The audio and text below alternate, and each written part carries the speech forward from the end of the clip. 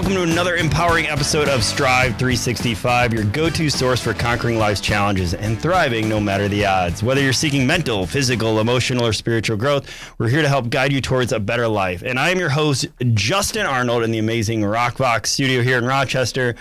And joining us today is Kate Solovieva. I think I said that right, but she'll correct me if I need to. A seasoned life coach and mentor for health and wellness professionals, as well as the director of community engagement and master coach for precision nutrition. And that's how we're connected, because I'm also certified with precision nutrition.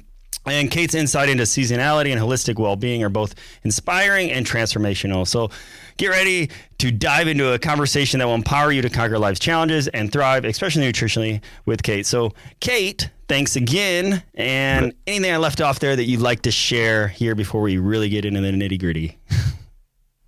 No, I think this was comprehensive. This was a nice, solid intro, Justen, and I think you did pretty okay with my last name as well. It was a solid 7, I would say. I'll take it. It's passing. Cool. So, yeah, tell me your story a little bit, like how you got into, all the hats and all the things that you're doing now. Oh my goodness, how far are we going to go? Was there an initial motivator? How about that? Let's start there then. The initial motivator into health and wellness, I would say, is probably similar to a lot of folks where we see like the personal transformation really makes a difference, right? Like we really find that inspirational. And I found myself really discovering yoga in my mid-20s as my first movement practice, as something that I really got into because I wasn't really athletic growing up. I didn't play sports. I didn't play team sports. So it was really not until my mid-20s when I started doing like something regular that resembled discipline. And I spent a number of years learning, teaching, studying yoga. I ended up traveling to India for 6 months to study yoga there. And at the same time, I was actually a college and university professor at the time, teaching psychology to folks enrolled in nursing programs, police foundations programs, massage therapy. And I found myself wanting to incorporate more and more health, wellness, and behavioral change into everything I was teaching. So literally, no matter the course I was teaching at the time, I would sit there and try and figure out a way that I could make it applied, that I could make it like really, really hands-on. So I'm just thinking back to a course I taught on social psychology and health psychology, where I designed the entire term project around a habit change, where folks had to select one thing they wanted to change about themselves. So it was either start a new behavior or stop an old one, and they had to do it for 30 days. And their term paper was to write about their experience. And it was such a cool, thing to observe, to walk students through, to read about their experiences, successes, failures, what worked, what didn't work. I really found myself more and more drawn towards that world. And that's where I decided to leave academia, to leave teaching, and go into coaching. And this was more than 10 years ago. Man, it sounds like you look so young. And you've done a lot. So that's pretty incredible. I like what you said there. You got the students to pick one thing that they wanted to change and then do that for 30 days. Anything that stands out in your memory that somebody picked in that? I'm curious. Yeah, there were a couple that stand out. And I mean, some stand out in a good way, and some stand out in a quote unquote bad or like sad way, because I remember one student who really admitted that they were having problem with their drinking, and they actually wanted to go for 30 days without alcohol. Oh, well, that's awesome. And, yeah. Yeah, and I mean, that was really like, so before students kicked off on that assignment, we had to do like a little one-on-one consult so I could help them identify what they wanted to do, what they wanted to incorporate or give up, right? So like we were looking at either adding a thing or removing a thing. So usually it was adding some sort of a, quote unquote, good habit, and maybe they were going to be removing something that wasn't serving them. So this was a case when a student wanted to go for 30 days without alcohol. And I think that person restarted, like, because the rule was that if you slipped up, you had to start over at day one. So I think that the students started over 3 or 4 times, and as a result, actually never was able to make it 30 days without drinking, which I think just led to a conversation between him and I at the time, because I really encouraged them to seek further assistance. But I think like that assignment was really something that identified a problem for them, right? That they didn't necessarily think was a problem before. And that was very powerful. Like it wasn't, happy and light, but it was powerful and life-changing nevertheless, to kind of realize that that was something that they wanted to seek further help with. And then the other habits that kind of really stand out is people giving up sugar for 30 days and like really noticing a difference in how they're feeling. Somebody quit smoking for 30 days and actually did not go back to cigarettes after the assignment. And that was just so cool, right? Like it was really rewarding. And you had some influence on that, which had to feel pretty cool, right? So yeah, it was pretty cool. Well, I mean, we're both in the health world, nutrition world, and we see it all the time. And you mentioned there how some people, I think, with the alcohol, they couldn't do it. There were people that just couldn't do it for 30 days. Why do you think that is? Why do you think that's so hard for people? I mean, that's the never-ending question, right? That's a never-ending question. Well, I think the way I look at it is everything is solving a problem for us. Every single habit, every single behavior, because I truly believe that humans are smart and intelligent and wise, and nobody does anything for no reason. Everybody actually has a really, really good reason to do the things that they do. Sometimes we're aware of those reasons and sometimes we're not. And I think actually a big part of my job as a coach is to help people bring that awareness forward, to really grow that clarity as to why we're making the choices that we're making. So like with the smoking example, one of the really powerful realizations for that person was when we sat down to talk about that, was to realize that on one hand, he really, really wanted to have his own car and he didn't think he could afford it. And at the same time, he realized with quite a bit of shock that he was spending $300 a month on cigarettes. And we're talking, 12 years ago. So this was a very considerable expense. Like, so $300 a month could easily be a lease payment. Yeah. On any number on a pretty of decent vehicle, even now. Yeah. Wow. That's right. So notice this is something that like that disconnect, like that not putting the two and two together, kind of wanting the car, not being able to afford the car, at the same time smoking, paying for cigarettes, not really connecting the dots, and sitting down and really just becoming aware of the reasons behind the choice, but also consequences for that choice. I really didn't need to do any convincing, and I never really do, because it's not up to me to convince people to do what they want or don't want. But as soon as that realization took place, it was that little light bulb moment where it all of a sudden wasn't hard for him to make that change, because he had a very clear why. And I think we see that come up in coaching again and again. What is the person's why? If we have a clear why, the actual behavioral change piece is very often easy. And when people say, well, I don't understand, like sometimes I set a goal and I just don't follow through on it. Very often it's because the goal is just not exciting enough. It's not the kind of goal that sets, fire in your belly, that makes you enthusiastic and happy and a little bit scared. Yeah, and this is what I explain to people. It's what's going to fire you up even when you don't want to. Like, what is going to wake you up out of bed, get you to the gym, the yoga, whatever it might be that's going to get you closer to that why. And it's always digging deep. For example, and one thing I like to share is that your whys should or might change or evolve. For example, I'm a father of 3. I know you're a parent, and we're definitely going to get into that as it pertains to everything. But one of the goals that I used to do CrossFit, all these things. I was like, my story is crazy. But now in this current stage, the point I brought this up is one of my goals is to literally, my deep why is not just be there with my grandchildren, not just be alive, but literally like thrive to the point that I'm crawling and playing with my grandchildren, whenever that might be. So one of the things I do weekly, if not almost daily, is I crawl.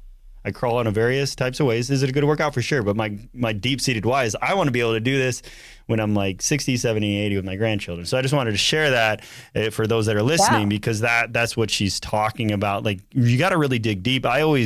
For me, I'm an emotional guy when I get to my why. So what's going to bring that emotion that, like, no matter what's in your way, what about you? What's your deep why for doing some of the things? I'll give you my deep why, but first, can I ask you a question? Yeah, go ahead. So I so appreciate you sharing that with me. And I think I've heard that a number of times, right? Like the grandchildren, like wanting to be able to play with the grandkids. What if you don't have grandkids? That's a great question. Well, then I guess always playing with my kids, like playing sports. And then if I don't have grandchildren, I don't know. You're probably the first person to ask that. So I'm glad you asked that. I'm one of these at this point in my life, like, if it doesn't happen, it doesn't happen. I just have this feeling it will with one of them, at least with my son and my youngest daughter, maybe not my oldest, but definitely the two youngest, because they talk about it now. But if it doesn't, it's a great question. Just off the cuff though, I'll always continue to play, then my next why would be down into I just want to always be moving and mobile. And cause I grew up looking at, my parents are still living, none of my grandparents are, and just how much pain and overweight and stiff, and they just like how do I want to say this with that? I love them, but they constantly complain about their pain and they're hurting and they're just sitting. And as we know, the more you move, it doesn't have to be high rep or high intensity or lifting. It's just, even just walking, so I just want to be able to move. And I honestly still am like a big kid. So for me, it is a little personal too. It's not just for being able to, but for me, it's a win-win. It's not just for the grandchildren. It's also for me. Like I want to be a big kid. I still go sledding with my kids at 42. I still play. I still climb trees. That keeps me young in mind and young at heart. And it's also like a stress reliever, and I can go down a rabbit hole with that. So yeah, I guess if I were to thanks for asking that. That's great. Because now it just gives me like, okay, if I don't have grandchildren, it's still about, and this I think might sound selfish, but I think it's a healthy selfish in that I want to just feel really good. I want to be able to play and smile and be joyful and happy until whenever that last day may come. So awesome. Thank you for going there with me. Yeah. Well, I mean, with your grandparents, like something that you shared, right? And this is, I think, something that I've encountered quite a bit too. The same with my grandparents. Actually, I can relate, but I kind of call it the anti-inspiration. When people talk about like, I never want to become like, and they usually have a person in mind, right? And that very often that's the person they care about. They love dearly. It could be their father, it could be a grandparent, it could be a spouse even, or it could be a best friend. Like, I never want to become like this. And they're talking about someone who maybe is not taking care of themselves, right? Like struggling, is not able to enjoy their life. And when I ask you that question about the grandchildren, like you notice when you talked about that a little bit, where we arrived, which is really where I always want to arrive. We arrived back at you, not at your kids or grandkids. We arrived at you. And I don't want to like put words in your mouth, but what I really heard from you was joy. I want to experience joy in my body, of myself. Yeah. I want to experience joy as I play with my children. I want to experience joy as I play with my grandchildren if I have them, right? Like, it's that being a big kid, to be able to play, to be free. How did I do? Does that capture? Yeah, I mean, it's funny that you picked up on all that, because I actually have a second book coming out. It's essentially on that topic. And like how to find joy through all the storms of our life. That's not the title per se, but it's just, I wrote my first book on purpose through pain. And just, so it's funny you came there because no one else has. And it's awesome that you asked that question. I appreciate that. And it has me rethinking things. And I'm sure after this podcast, I'm going to do some journaling and writing about it. So thank you. But I want more share. Like my grandma was the last of our living my grandparents that passed away. It was 2016, and hers was literally the night before this is when I was living where I am now, and she's back in Illinois. Got a phone call that she passed, and then I found out when I got there the reason the night before she just had a stomach ache, it's nothing. It's no big deal. Take some Tums and go to bed. But she never woke up the next day. And it's these little things of just, why nutrition is big on me, why not ignoring these little signs, why I got a colonoscopy 2 years. Not like crazy about these things, but just getting these things checked up. I got a colonoscopy, found I had 2 precancerous polyps, and I'm healthy. So it's all these things of just taking care of myself, being there, for myself, but also for others as well. So I share that because you never know. So yeah, but what is your why? I spent a kid to turn everything into a coaching session. No, I love it. This is why I like you. I mean, if you guys follow her on social media, her posts are pretty cool. She's full of energy and positivity and education, and even just her profile picture with the big smile, you are here in the interview, what I see, if not more, on social media. So anywho. All right. So I think now to actually answer the question you were asking, what drives me, right? Yeah. And I think of it in terms of core values, of that central core value that we can identify and go after, and kind of everything ties back to that core value. And for me, that core value is curiosity. And that hasn't changed. This hasn't changed for me for a long time. And even as I see myself making choices, like when I chose to have children, I chose to get married, I chose to purchase a house. There are all these things that we got to do as, seasons of life. I actually still view them as my pursuit of curiosity. So I had children not because I was supposed to, but because I was curious. I had children not even because I wanted them, but because I was curious. I was curious about what it was going to be like to have children, what it was going to be like to be a parent, what was it going to be like to grow a human inside my body, to kind of know that my body had that ability to do that. I just wanted to explore what it was like. I love that. Curiosity. I curiosity is amazing. It's, and you probably see it. I see it in my children, especially my son. I have 2 girls and a boy, and he's in the middle, older daughter, younger daughter. And, it's one of these things as a parent, his curiosity could lead into some interesting areas, and you want him to be curious, but you also don't want his curiosity to lead to something super harmful. I believe in some harm. So I agree. I love I had a child because of curiosity. I don't know if I've ever heard anybody say that.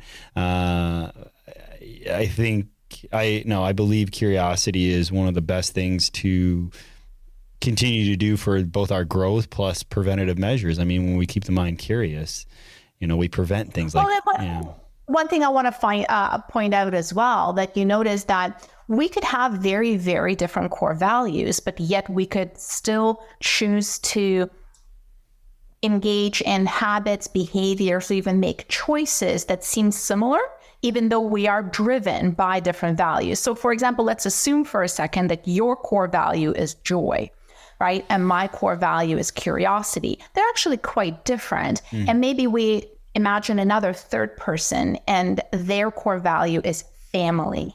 Now, you notice all 3 of us could probably choose to take care of our body, make sure we get great nutrition in, we move our body regularly, we exercise, we go and, get that colonoscopy just in case, in order to, for you, it would be to continue experiencing joy well into your old age. For me, it would be to be able to be curious, because for me, curious also means traveling and participating in all kinds of fun events and trying new things, which would really be much easier with a healthy body. And for somebody whose core value is family, and they're really approaching it more from I want to take care of myself in order to take care of my family, that would still apply, right? Like, because a healthy body tends to make everything easier. Yeah. So all three of us would be making those healthy choices, even though we're driven by very different why. And they could have like crossover, like you see those like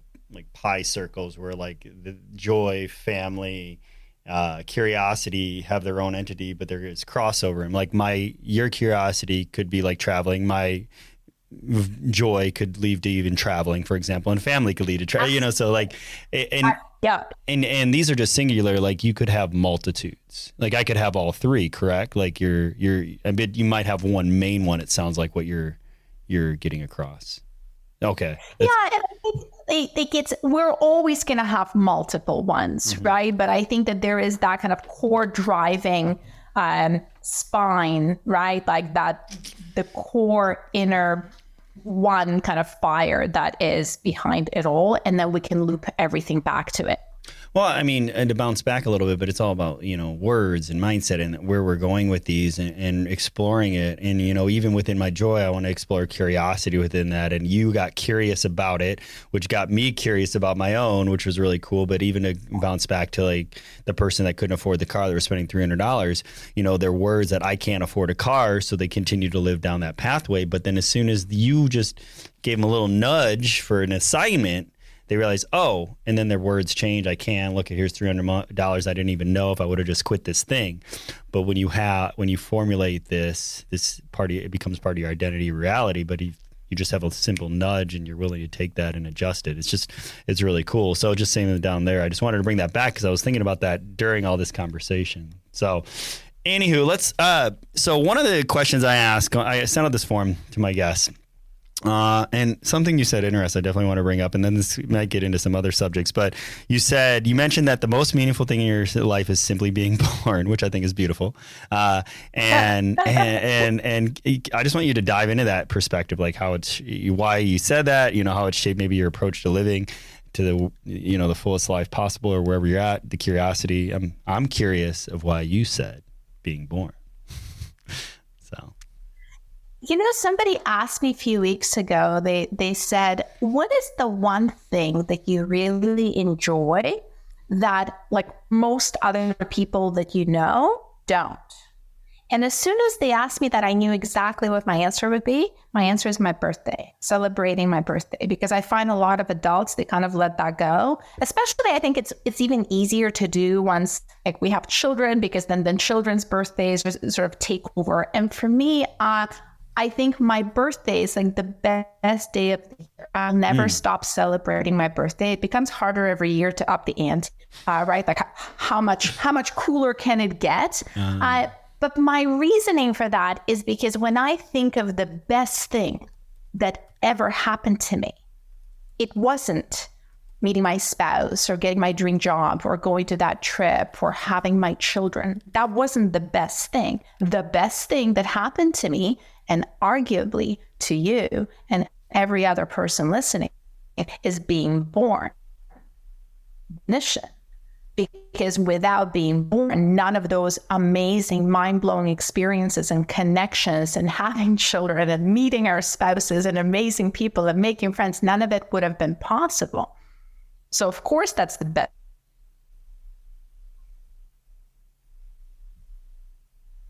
Oh, you broke up. I think I lost you. Scott?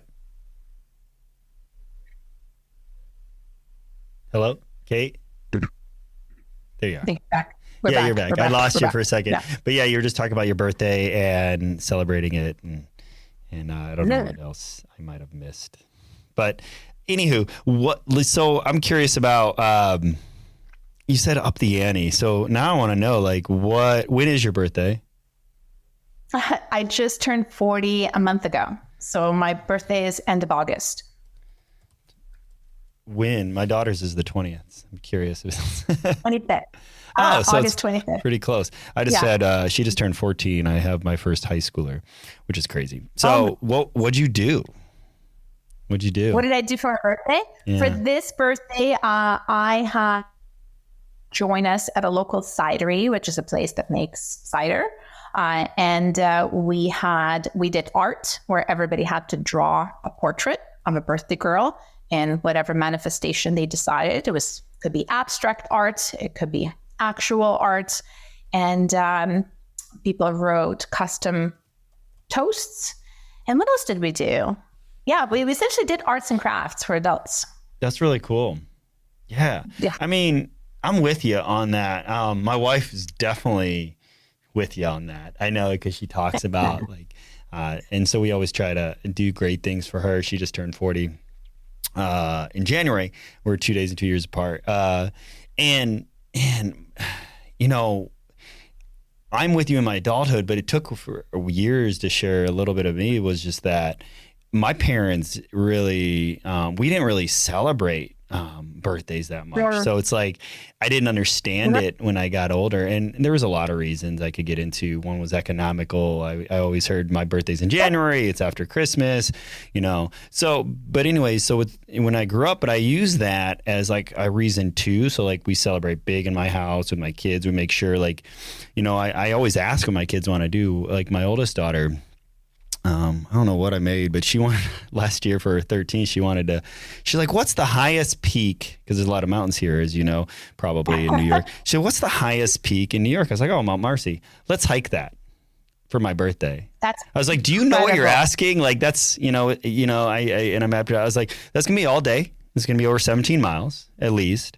We're probably going to have to start before sun and get out after sun, most likely being all 5 of us. You know, we got your little sister.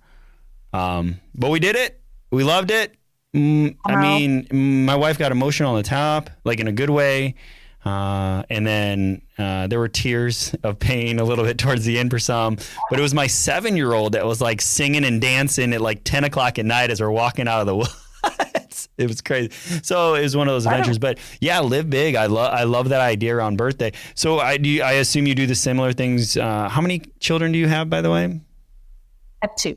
I assume you do similar things, like celebrate big for everyone in the house? Okay. Well, they're just starting to kind of get to a point. They're 2 and 4. So we're really just starting to get yet for the kids yet. Yeah. Starting to get to a point where I think they're connecting the dots about the fact that birthday is about them. So I think it's getting more and more fun every year from that perspective. So last year was all about unicorns, and it's been 12 months of unicorns in my house. I'm ready for unicorns to be over, if I'm completely honest, but we'll see. I have we might have another year of unicorns. My daughter's about to be 8, and she's still like, she's moved. She's finally come to the realization that unicorns don't currently exist, but she's still holding out that they might have, and they're just not in books, which cool. I mean, who am I to say?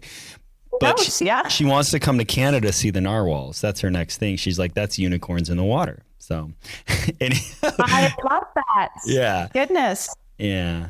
So I just let it grow. Now I got to plan a trip, which would be cool because narwhals are pretty fascinating. So, you know, speaking of like seasons and everything, I know something you talk about. We're getting in here into the fall, winter, and I know some of the things you discuss are seasonality, like as it impacts nutrition, movement. I assume even business. Like you have many hats. You know, can you share some understanding into like seasonality as it goes into those? You know, for your life, for whether it be nutrition, whether it be health. I'll let you kind of go here with that one because I know it's something you talk about.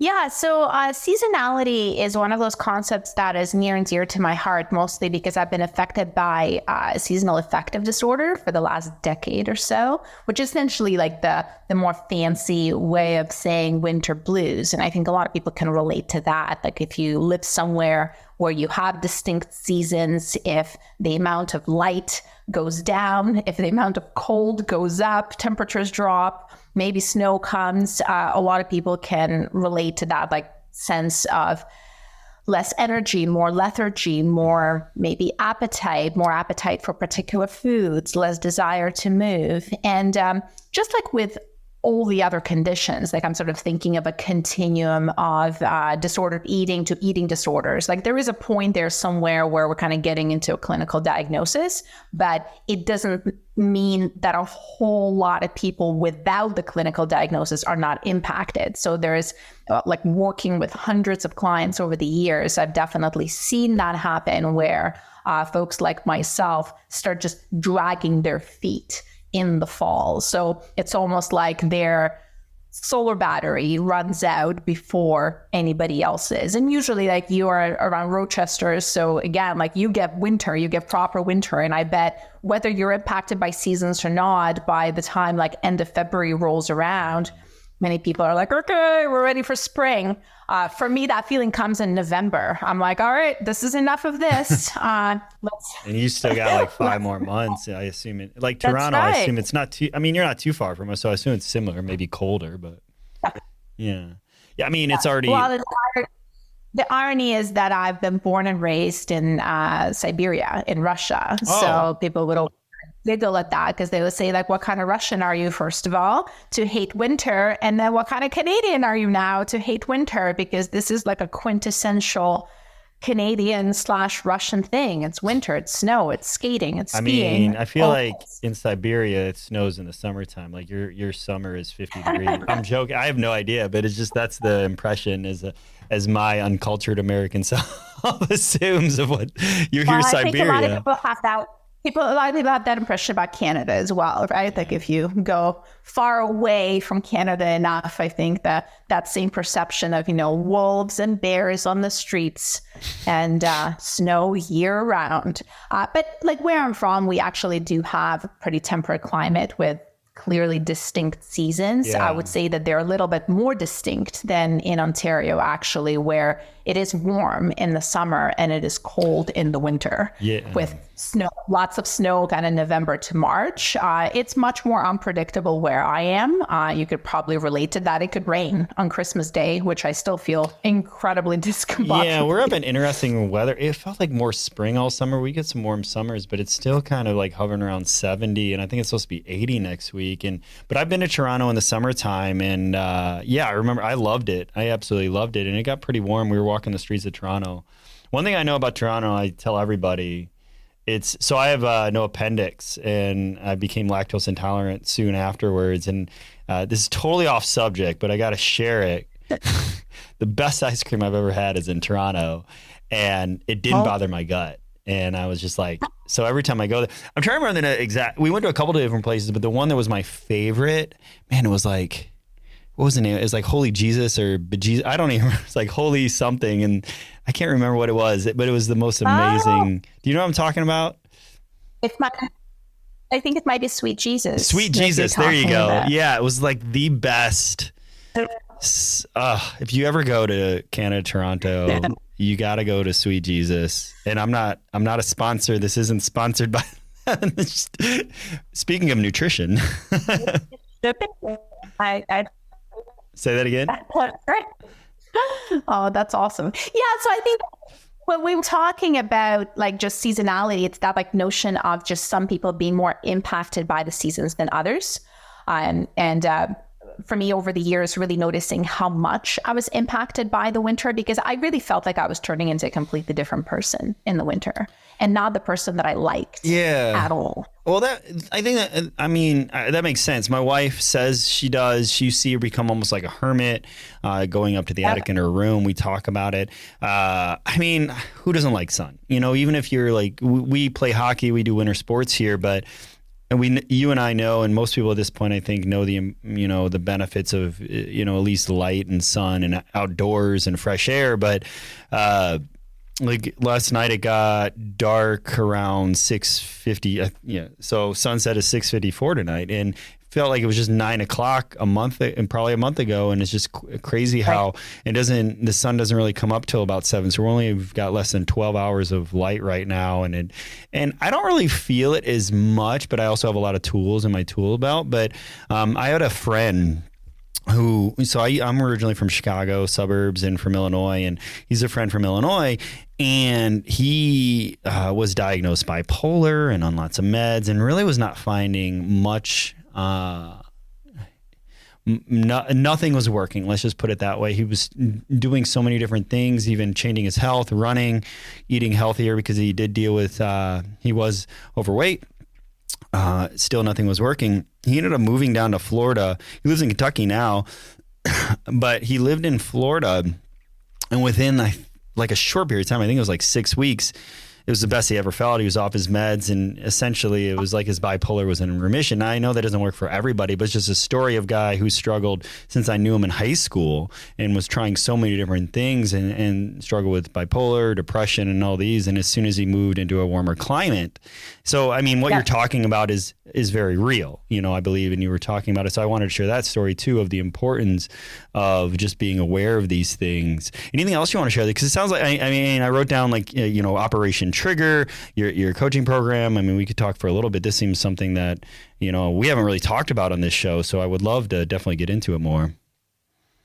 Well, I think with your story with your friend, that is such a powerful one, because it reminds me a little bit of the fact that we know that there is no best diet for anyone. Like when somebody says, oh my goodness, like I started doing intermittent fasting, it's the best thing ever. I've lost 20 pounds. I've never felt better. And some people feel absolutely horrible on intermittent fasting. And we can find stories and examples of every single diet working the same way, where for somebody plant-based is amazing, has done great things for their health, healed all kinds of conditions. For somebody it's carnivore, they go carnivore diet and like their skin clears up, some of the intolerances disappear.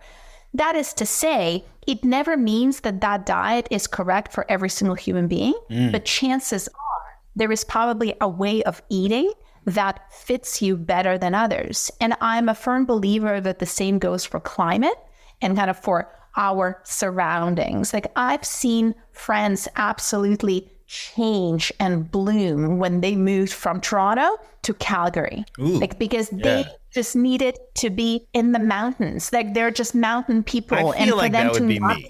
That might be you. Yeah. And I've heard people say that about like they cannot live inland. Like they need to live on the water, because if they live inland, they just feel like stuffy and claustrophobic. They need to have that open expanse. Yeah.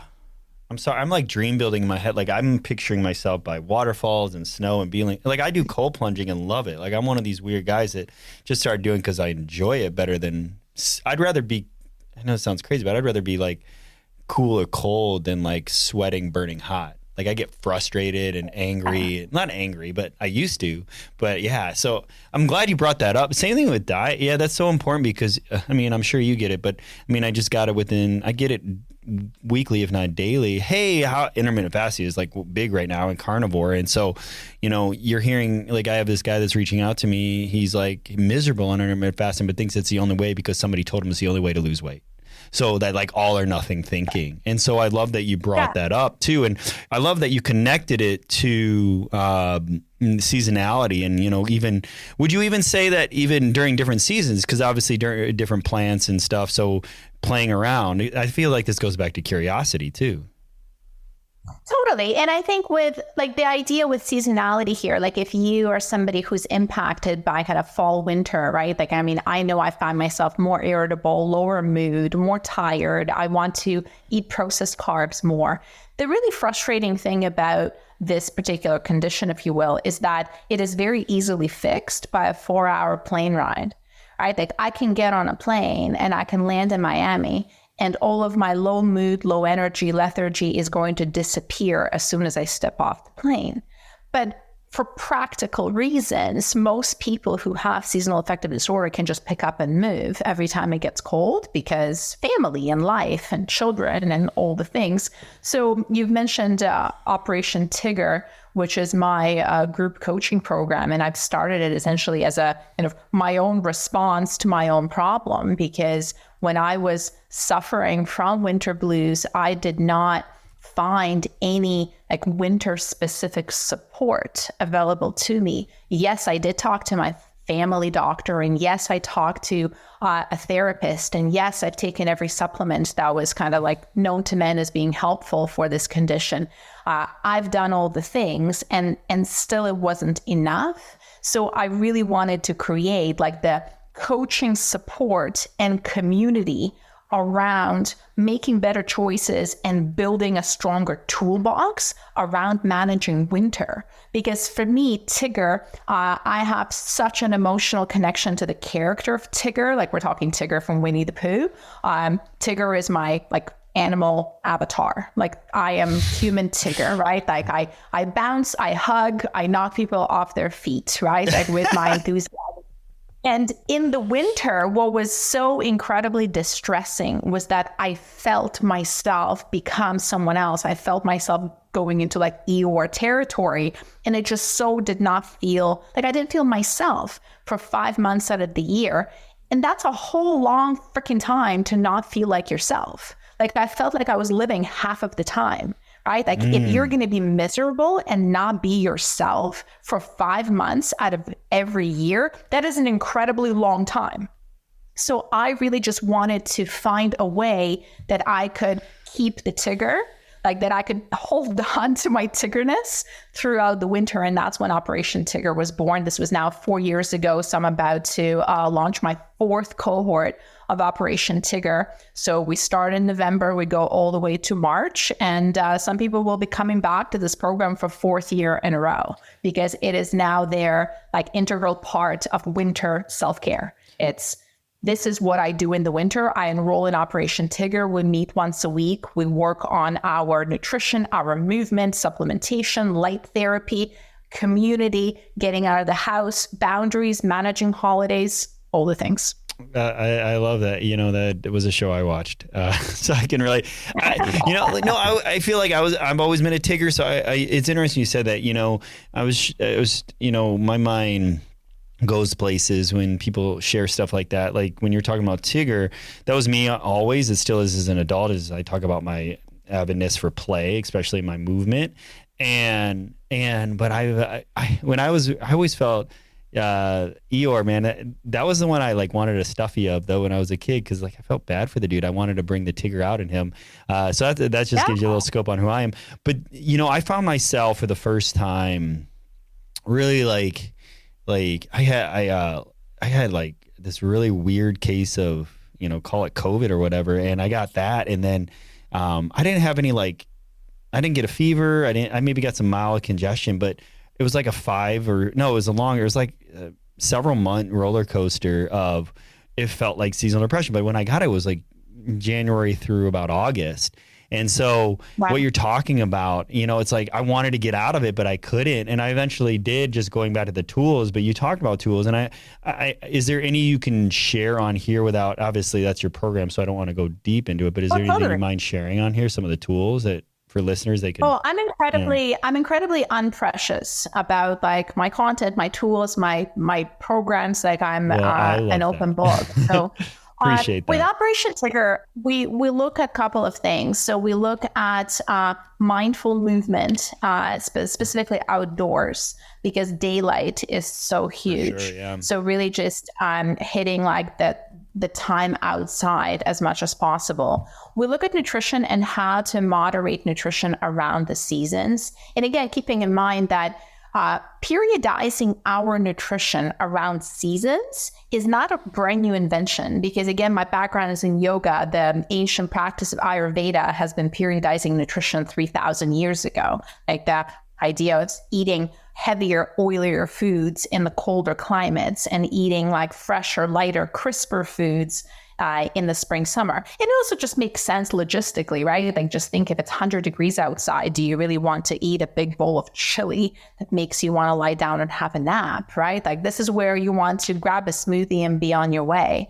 But we also look at, so because we run through the holidays, November, December, interestingly, one of the biggest factors for people in terms of preserving their own like physical, mental, and emotional health is often just getting through the holidays, because we portray holidays as this incredible hallmark thing, but they're very stressful for a lot of people. Maintaining boundaries with extended family, managing people making comments about your body, about how you eat, the food pushers, the aunt that will always give you like the 4th serving of apple pie and give you a hard time if you say no, or the uncle who insists that you do shots with them, right? Like we really talk about how to maintain boundaries with an extended family in the holidays. And also I bring in the mindful breathing and mindful kind of like meditation work of some kind. So this year, I'm really excited because I just signed on a guest speaker who will be doing psychedelic breath work for us as part of the program. So I think this will be completely off the hook. My master's degree is on proactive coping, resilience, and expressive writing. So I will also be bringing expressive writing exercises and homework to the program. And really it evolves every single year, because for me, like, first and foremost, it has to be fun. Like it really just has to be fun. 100%. Otherwise, what's the point? I always say. Well, that's right. Yeah. Actually, on the back of this, this is my laptop. Can you see? Oh, look at that. Fun. What's the point? Otherwise, what's the point? Yeah. I mean, I'm 100% behind you with all of this. It's similar things I teach and practice. I love the psychedelic breathing. I'm curious about that. Writing is something I found on my own, so I love that you're including that. Writing my book was probably one of the most therapeutic things I ever did for my mental health and my story. I always want to point out, though, you don't have to write a book, but just find your tools. Man, that sounds incredible. We'll obviously provide information on that if people are curious, and you can also reach out to me because I'm connected to her. But you talked about holidays, and I find that so interesting because it's something I've always looked forward to, and I've encouraged. But you made great points. People seem to be more stressed or anxious or worried or fearful, or all these, like, the opposite of what holidays are supposed to be about, right? Like, my favorite holiday is Thanksgiving because I just absolutely love food. I love cooking it. I love eating it. I love seeing people's reaction when they eat my food. And I love just connecting with family, obviously. And I love that after I cook and eat, I can just pass out and not have to worry about anything either. So there's a lot of things I love, but I would love, so if you have any perspective on the stress and the anxious and the fear, and man, how do we change that, or what are your thoughts on that? Ooh. Yeah, and I think perhaps part of the problem with the holidays, because you were talking about, like, if people are feeling stressed and anxious, and this is sort of the opposite of what holidays are supposed to be. And I really find that as soon as we start hitting against supposed to and should, that's when problems start. I think it's the fact that holidays are supposed to be something. Like, that there are expectations around holidays. Right, and there's this very particular portrayal of what that is, right? Like, holidays are supposed to be insert Hallmark, insert Christmas holiday movies. And your family might not look anything like that, right? And I mean, like, you shared loving Thanksgiving and like loving food. Now, imagine someone, and I mean, I can speak from personal experience, imagine someone who's really struggling with body image disordered eating and binge eating, to be put in a situation with unlimited amount of really tasty foods and adding family pressures and like weird family dynamics where your brother is fighting with your father for whatever reason again, right? Like, that can actually be incredibly stressful. Or think of being, the matriarch of the family, where Thanksgiving feast means she actually has to prepare that damn feast for 3 days beforehand, right? And when, everybody enjoyed the feast and now they're hanging out on the couch, she's the one cleaning it up for another 2 days. So I think that there's just like a lot of factors there. I think a lot of the factors are gendered. A lot of the factors kind of have to do on, what does my family dynamic look like? Is my family blended? Are we driving from one house to another because, a couple of people gotten divorced in our family and now there's like multiple sets of grandparents and occasions. There's just so much there that can make this quite stressful. And again, like, my coaching experience, I work primarily with women.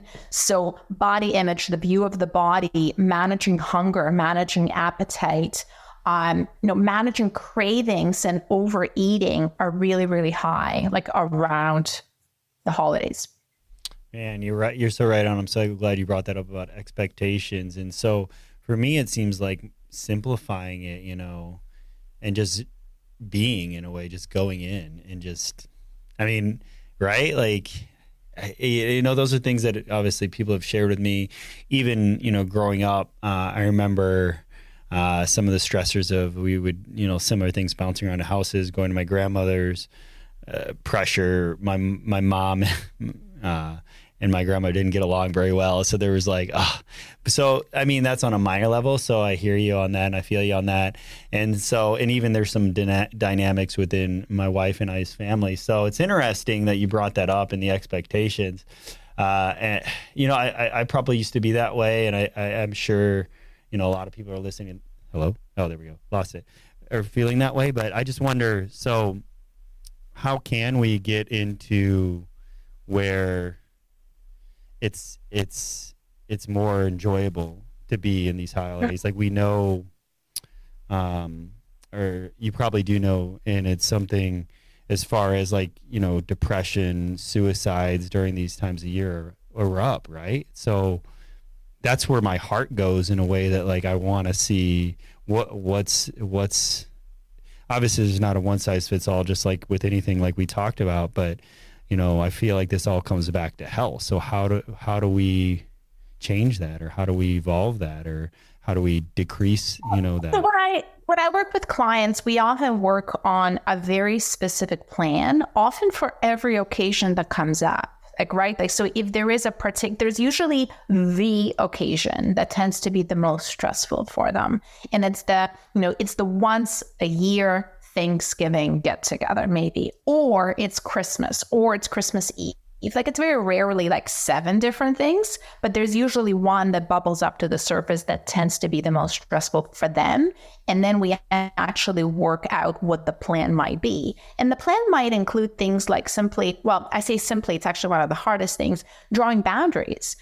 So I know that with my spouse is Italian, so I'm married into like a large Italian family. One of the things that we had to do together was, because I only have my parents in Canada, I don't have extended family here, and he does. So around the holiday time, there would often be half dozen to a dozen of different social events, including food, because it would be hosted by one uncle and an aunt and a sister and a cousin, right? So there was just a lot. So even coming up together and saying like, okay, so which occasions are we going to go to?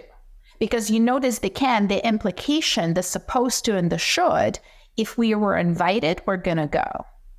But I kind of use that example of, you know, just because your phone rings, it doesn't mean you have to pick it up. In fact, it could be silent. You have to. You have to answer every alert. Just because we were invited to a party, an occasion, or a gathering doesn't mean we have to go. It turns into this very reactive, guilt-ridden, like, oh, here's another thing we have to do.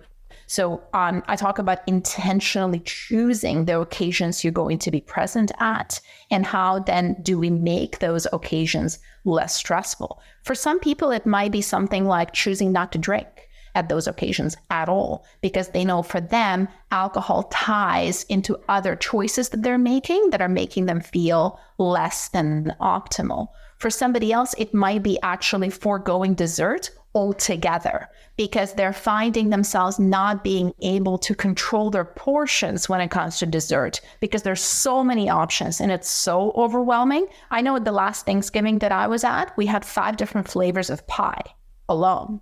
I mean, just pie. Right. So again, that could be like, you could be hearing and say, that sounds great. I don't see a problem at all. Right. Amazing. Love pie. But for somebody else, that could be incredibly terrifying, because it's like, I don't trust myself to control myself around that dessert. So how do I manage my own just angst being in that situation? No, and I get that. And the idea for me, when you said that, choices, like when anybody's like, where do you want to go eat? I always like the places where I don't have a massive menu for a lot of different reasons, but like, I can't decide. I want I'm like the fan of places, and I'm not saying these places because I really, really like them, but I like the idea of them being like Five Guys, Chipotle, these places where there's not a lot of choices. It's pretty simple. And not that I like those places, but just the idea behind them. If I go out to eat and because of it gets overwhelming to me. And also I used to work in restaurants. So there's also that. I remember when there was so much to choose from, the quality decrease. It's just like anything else when you focus on something smaller. But yeah, I mean, you said 5 pies. I was like, man. Go ahead. I think what we're arriving at here as a big strategy, a really big stress reducing and anxiety reducing strategy is very often to reduce choice. Right? It's to reduce choice, because I'm going to go to a place that has less choices. I'm going to go to less occasions. I'm not going to have 5 flavors of pie. I'm just going to have 2. Yeah. We think choice is great, but choice can actually be quite overwhelming. Well, you just went, we're not going to go down that rabbit hole, but as soon as you said that and choices, I mean, that's part of the issue with, there's positives of social media, but then it's choices. Ooh, I could look at this video, that story, this thing, health, we'll go on. And there's so many choices. We mentioned it earlier. Like we're around the same age. I've been doing this for a while, and I've seen so many things change, choices. You mentioned, there's vegetarian. You could find a page on just about anything that could hate on one or, say why veganism is good and why carnivore is bad, or why carnivore is good and veganism is bad, why HIIT is good and strength training. Like, you could go anywhere, and there's so much and there's so many choices that it gets people to just freeze, right? And so that's also the issue with choices. So it's overwhelming. Let's dive into that. Like, we're seeing, like, for example, are there any trends that you're observing currently, that are shaping the way you approach or the way we should approach? I mean, there's so much noise out there that I feel like it's getting people to almost freeze up and continue, what's right, what's wrong, may as well just continue the way I'm living, so. Yeah. Well, I'm probably the weird one here, because usually I learn about trends. This probably is going to sound so blasphemous. I learn about trends in health and fitness from coaches who ask me questions. Because I work with coaches, they're usually the ones that bring it to me. So then I start hearing, oh, Kate, like, what do you think about Ozempic? Oh, Kate, what do you think about carnivore diet?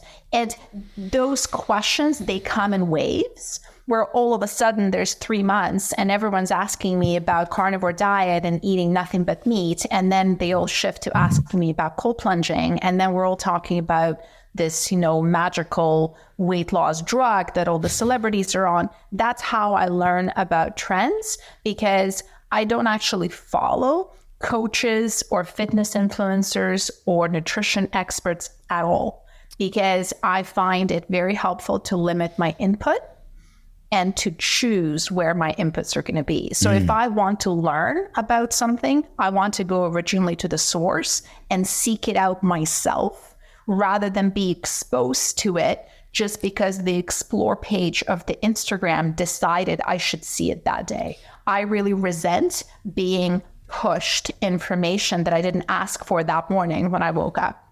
So I really try to limit kind of the information that is just automatically presented to me. So how would you encourage just your everyday human being in that situation, or, what would you encourage them? Unfollow.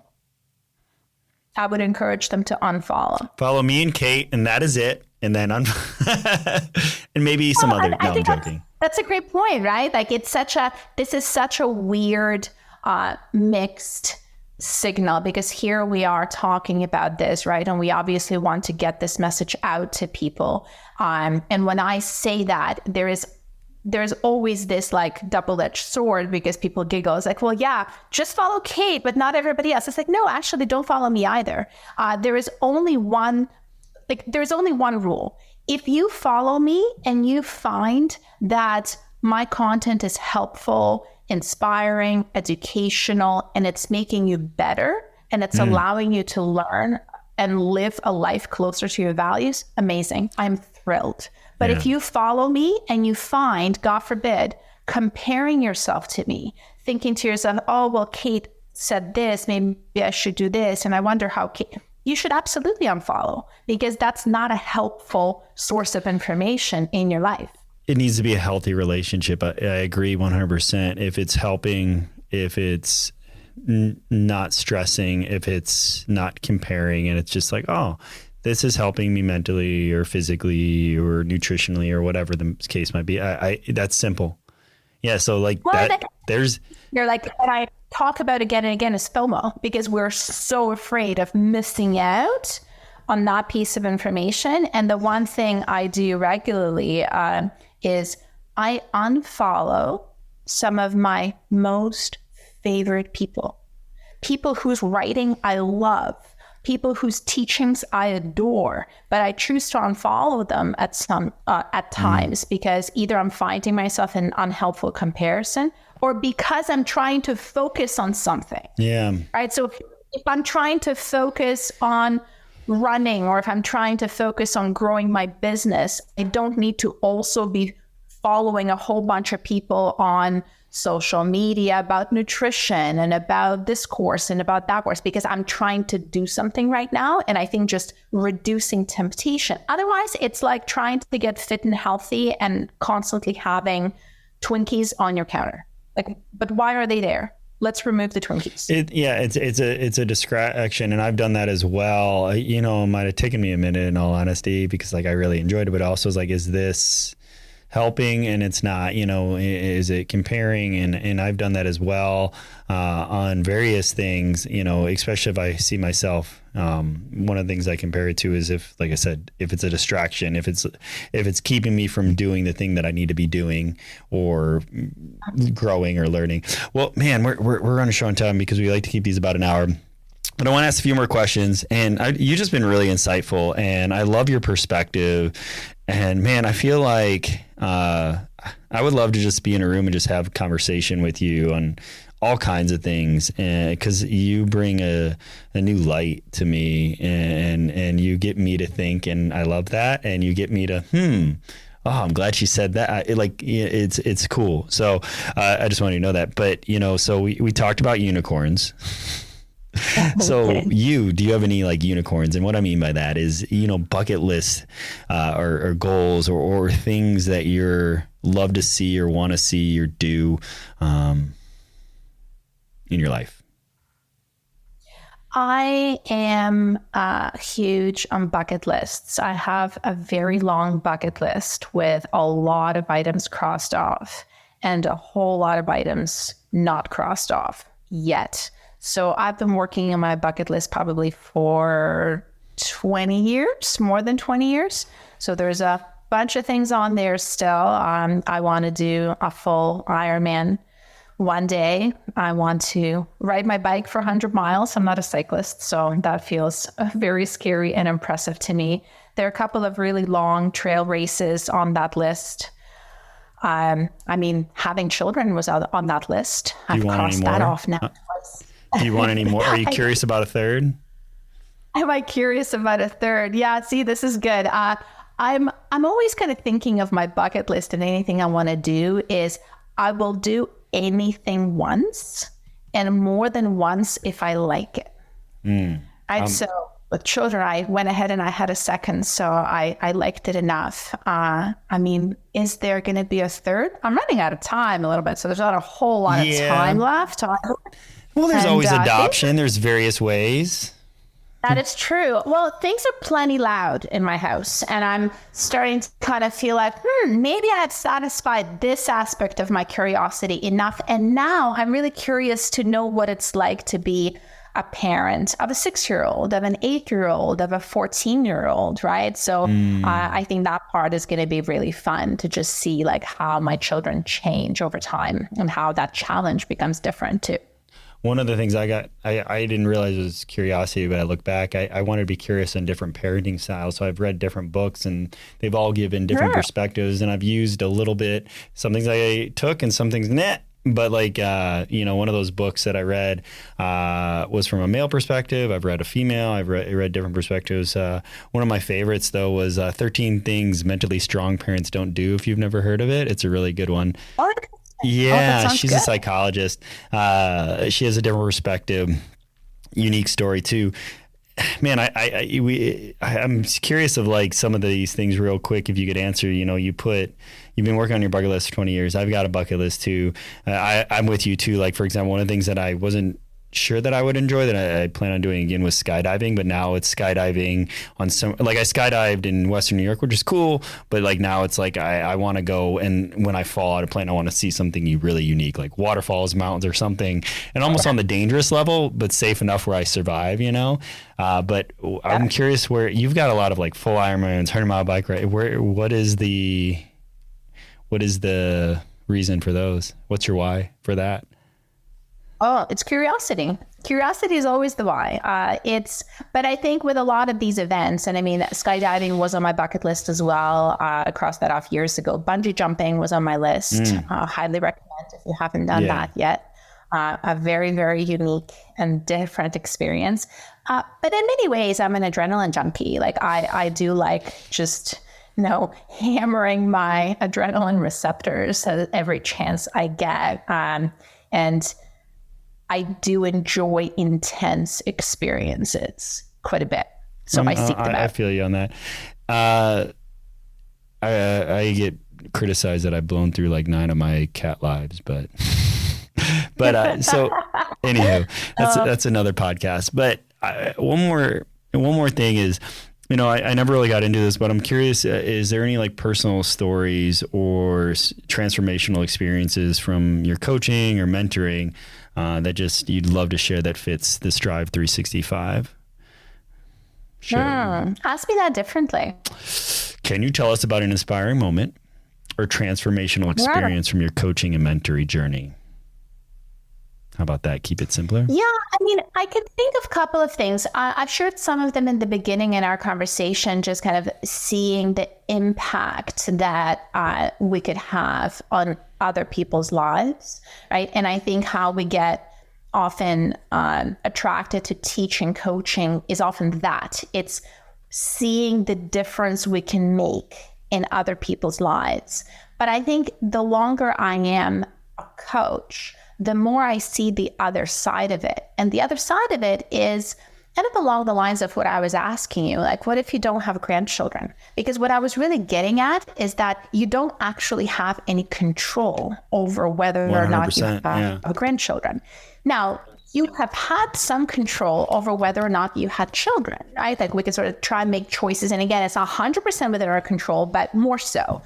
And I think the longer I coach, the more I'm kind of getting back to that piece of, the serenity prayer piece, like what is within your control and what is not, distinguishing between the two. When I work with clients, when I, spend time with my children, I don't actually have control over what other people do, including my children. Sure, I can take my 2-year-old and I can pick her up and put her somewhere else. But if you've ever tried to make a kid sleep when they don't want to sleep, or make them eat a cherry tomato when they don't feel like it, you can't. Like you really cannot. And I think that the moment that I'm thinking of in my coaching career when I felt a shift was one time when I was talking to a client, and she said to me, "Oh, I know that you're going on vacation next week.